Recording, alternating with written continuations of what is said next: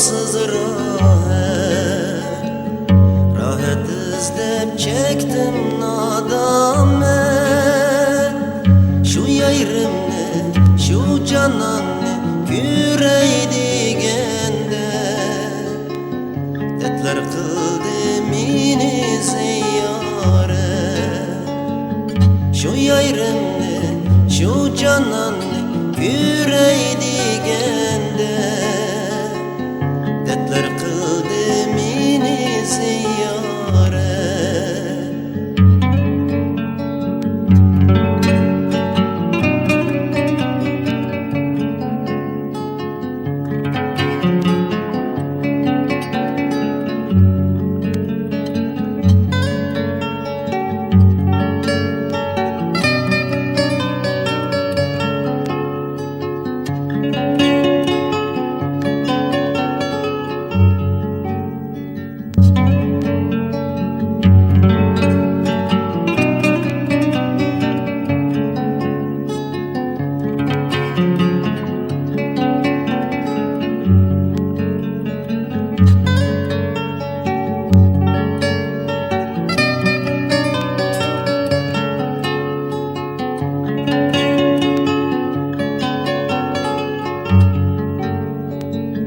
Dostlar bir gün ölür